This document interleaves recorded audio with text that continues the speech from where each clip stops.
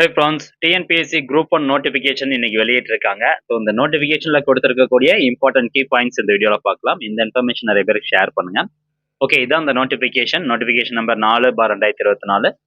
Date பார்த்தீங்கன்னா இன்னைக்கு தான் 28/3/2024 தான் நோட்டிஃபிகேஷன் வெளியிட்டிருக்காங்க. இம்பார்ட்டன்ட் டேட் அண்ட் டைமிங்ஸ் பார்த்துடலாம். நோட்டிஃபிகேஷன் வெளியிட்ட தேதி 28/3/2024.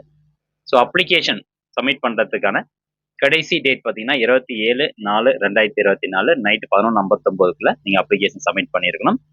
Next application correction window period, அதாவது 3 நாள் வந்து கரெக்ஷன் விண்டோ பீரியட் கொடுப்பாங்க. இன்கேஸ் நம்ம அப்ளிகேஷன் ஏதாவது தவறு பண்ணியிருந்தோம்னா அதை திருத்துறதுக்கு. அதுக்கான டேட் 2/5/2024 இருந்து 4/5/2024 வரைக்கும் 3 டேஸ் கரெக்ஷன் விண்டோக்காக கொடுத்துருக்காங்க.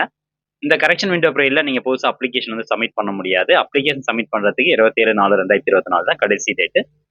நெக்ஸ்ட் ப்ரிலிமினரி எக்ஸாமினேஷன் பார்த்தீங்கன்னா 13/7/2024 நடக்குது. 9:30 இருந்து 12:30 மணி வரைக்கும் நம்மளுக்கு எக்ஸாம் நடக்குது. டேட் ஆஃப் மெயின் எக்ஸாமினேஷன் பார்த்தீங்கன்னா இந்த ப்ரிலிமினரி எக்ஸாம் முடிஞ்சதுக்கு அப்புறமா அவங்க அனௌன்ஸ் பண்ணுவாங்க. ஸோ மெயின் எக்ஸாமினேஷன் டேட் அதுக்கப்புறம் தான் அனௌன்ஸ் பண்ணுவாங்க. இதுக்கு நீங்க அப்ளை பண்றதுக்கு 1 டைம் ரெஜிஸ்ட்ரேஷன் வந்து பதிஞ்சிருக்கணும். அடுத்தபடியாக கீழே அப்படியே வந்தோம்னா போஸ்டிங் வந்து கொடுத்துருக்காங்க. மொத்தமா எத்தனை வேகன்சி அப்படின்னு பாருங்க. டோட்டலா 90 வேகன்சி இருக்கு. Deputy collector 16, deputy superintendent of police category 1 23 vacancy, assistant commissioner 14 vacancy, then next deputy register of cooperative சொசைட்டியில் 21 வேகன்சி. இது வந்து இன்க்ளூடிங் ஷார்ட் ஃபால் முதற்கொண்டு எல்லாமே இவ்வளோதான் vacancy. Then next assistant director of rural development 14 vacancy, district employment officer ஒரு vacancy, district officer fire and rescue சர்வீசஸ்ல ஒரு vacancies. Scale of pay பொறுத்த வரைக்கும் லெவல் 22. எலிஜிபிலிட்டி வந்து பாருங்க, ஏஜ் லிமிட் வந்து கொடுத்துருக்காங்க. மினிமம் 21 ஏஜ் இருக்கணும் எல்லா போஸ்டிங்க்கும். மேக்ஸிமம் 34 ஏஜுக்குள்ள இருக்கணும். நெக்ஸ்ட் பார்த்தீங்கன்னா இந்தந்த கம்யூனிட்டி கேட்டகரிக்கெலாம் வந்து ஏஜ் ரிலாக்ஸேஷன் வந்து கொடுத்துருக்காங்க.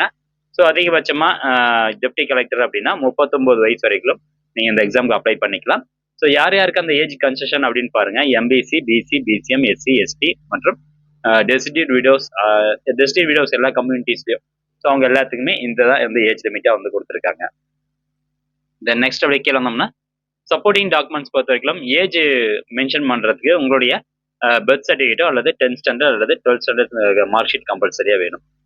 அடுத்த எஜுகேஷனல் குவாலிஃபிகேஷன் வந்து பாருங்க, ஒவ்வொரு போஸ்டிங் வைஸாக நீங்கள் என்ன டிகிரி வந்து படிச்சிருக்கணும் அப்படிங்கிறது வந்து கொடுத்துருப்பாங்க. So deputy collector any degree, deputy superintendent of போலீஸும் பார்த்தீங்கன்னா எனி டிகிரி தான் கொடுத்துருக்காங்க.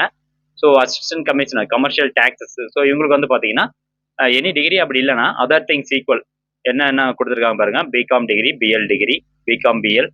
ஸோ செகண்ட், தேர்டு வந்து பார்த்தீங்கன்னா BCom degree and BL degree with diploma in taxation laws. So இந்த மாதிரி வந்து ஒவ்வொரு போஸ்டிங்க்கும் எஜுகேஷன் குவாலிஃபிகேஷன் வந்து கொடுத்துருக்காங்க. அதை நீங்கள் செக் பண்ணிக்கோங்க. அடுத்தபடியாக supporting documents qualification equivalence qualification degree கொடுத்துருக்காங்க.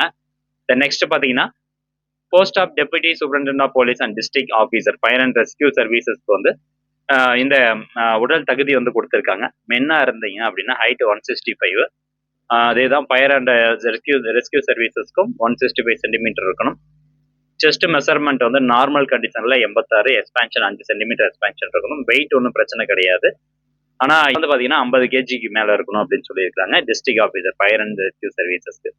உமன் கேட்டகரியா இருந்தீங்க அப்படின்னா ஹைட் 155, மற்றபடி இதெல்லாம் நாட் அப்ளிகபிள் தான். தென் பிசிக்கல் ஸ்டாண்டர்ட்ஸ் இருக்கும். நாலேஜ் இன் தமிழ், கண்டிப்பாக வந்து தமிழில் நாலேஜ் இருக்கணும். அப்படியே கீழே வந்தோம்னா ஸ்கீம் ஆஃப் எக்ஸாமினேஷன் வந்து கொடுத்துருக்காங்க பாருங்க. அப்ஜெக்டிவ் டைப்ல தான் எக்ஸாமினேஷன் இருக்க போகுது.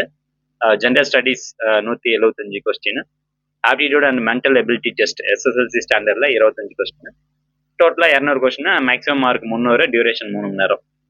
Okay, next minimum qualifying marks வந்து கொடுத்துருக்காங்க. இந்த கம்யூனிட்டி கேட்டகரிஸ் எல்லாத்துக்கும் மினிமமா நீங்க 300க்கு 90 மார்க் எடுக்கணும் குவாலிஃபை ஆகிறதுக்கு. இந்த கேட்டகரி தவிர மற்ற கேட்டகரிக்கு 120 மார்க் எடுத்திருக்கணும். மெயின் எக்ஸாமினேஷன் பார்த்தீங்கன்னா return examination and interview. Main examination மொத்தம் 4 பேப்பராக இருக்குது. Tamil eligibility test, general studies, degree standard படி கொடுத்துருக்காங்க. ஸோ இது எல்லாத்துக்குமே டியூரேஷன் 3 மணி நேரம், மேக்ஸிமம் மார்க் வந்து எவ்வளோ அப்படிங்கிறது கொடுத்துருக்காங்க. ஸோ இதை நீங்கள் செக் பண்ணிக்கோங்க. அடுத்தபடியாக இந்த போஸ்டிங்க்கு வந்து நீங்கள் இன்னையிலேருந்து அப்ளை பண்ணிக்கலாம், ஒன்றும் பிரச்சனை கிடையாது. 27ஆம் தேதி ஏப்ரல் மாதம் வரைக்கும் நீங்கள் அப்ளை பண்ணிக்கலாம். இந்த ஃபோட்டோ சைஸ் பார்த்தீங்கன்னா 10 கேபிலேருந்து 20 கேபிக்குள்ள இருக்கணும். ஃபோட்டோ வந்து 20 கேபிலேருந்து 50 கேபிக்குள்ள இருக்கணும். சிக்னேச்சர் சைஸ் பார்த்தீங்கன்னா 10 கேபிலேருந்து 20 கேபிக்குள்ள இருக்கணும். அடுத்ததா பேஜ் நம்பர் 39ல அனெக்சர் 3 வந்து கொடுத்துருப்பாங்க. ஸோ டாபிக் வந்து கொடுத்துருப்பாங்க. இந்தந்த சப்ஜெக்ட்ல இருந்து நம்மளுக்கு கொஸ்டின் கேட்பாங்க. ஸோ அந்த டாபிக்ஸ் வந்து நீங்கள் ரெஃபர் பண்ணி அதுக்கு சம்மந்தமாக நீங்கள் படிச்சுக்கோங்க. அடுத்தபடியாக கீழே அப்படியே வந்தோம்னா பேப்பர் 1 கட்டாய தமிழ் மொழி தகுதி தேர்வு. இது வந்து மெயின் ரிட்டன் எக்ஸாமினேஷன். மேல கொடுத்தது வந்து preliminary examination.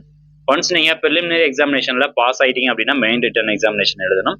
But preliminary exam pass ஆனதுக்கு அப்புறம் தான் நீங்க சர்டிஃபிகேட்ஸ் எல்லாமே அப்லோட் பண்ணணும். ஸோ இன்கேஸ் நீங்க டிகிரி வந்து படிச்சிட்டு இருக்கீங்க, இப்போ ஃபைனல் இயர் படிச்சிட்டு இருக்கீங்க, ஒரு ஸ்டூடெண்டா வந்து ஃபைனல் இயர் எக்ஸாம் எழுதிட்டு இருக்கீங்க அப்படின்னா நீங்க வந்து இந்த எக்ஸாமுக்கு அப்ளை பண்ணிக்கலாம். எக்ஸாம் பிரிலிமினரி எக்ஸாமும் எழுதிக்கலாம். ஆனா மெயின் ரிட்டன் எக்ஸாமினேஷன் போறதுக்கு முன்னாடி நீங்க டிகிரி பாஸ் ஆனதுக்கான அந்த சர்டிஃபிகேட் வந்து கம்பல்சரியா அப்லோட் பண்ணணும். ஸோ அந்த மாதிரி ஒரு கண்டிஷன்ஸ் வந்து கொடுத்துருக்காங்க. Then next main return examination பார்த்தீங்கன்னா பேப்பர் 1ல கட்டாய தமிழ் மொழி தகுதி தேர்வு. பேப்பர் 2ல பார்த்தீங்கன்னா எந்தெந்த சப்ஜெக்ட்லாம் கேட்குறாங்க அப்படிங்கிறத பாருங்க. பேப்பர் 3லயும் அதே மாதிரி ஜென்ரல் ஸ்டடீஸ் டிகிரி ஸ்டாண்டர்ட்ல எந்தெந்த சப்ஜெக்ட், பேப்பர் 4லயும் ஜென்ரல் ஸ்டடீஸ் டிகிரி ஸ்டாண்டர்ட்ல எந்தெந்த சப்ஜெக்ட் அப்படிங்கிறத பார்த்துக்கோங்க. ஸோ ஃப்ரெண்ட்ஸ், இந்த நோட்டிஃபிகேஷன் வந்து ரிலீஸ் பண்ணியிருக்காங்க. இந்த தகவல் முடிஞ்சவங்க நிறைய பேர் ஷேர் பண்ணுங்க. இந்த நோட்டிஃபிகேஷனுக்கான பிடிஎஃப் லிங்க் டிஸ்கிரிப்ஷன்ல கொடுத்துட்றேன். ஃபுல் டீடைல்ஸ் வேணும் அப்படின்னா நீங்க கூட ஓப்பன் பண்ணி பார்த்துக்கோங்க. அடுத்ததா வந்து ஆன்லைன் மூலமா எப்படி அப்ளை பண்றது அப்படிங்கிறதுக்கான வீடியோ நம்ம சேனல் அப்லோட் பண்றோம். மீண்டும் அடுத்த ஒரு நல்ல பதிவுல சந்திக்கலாம். நன்றி, வணக்கம்.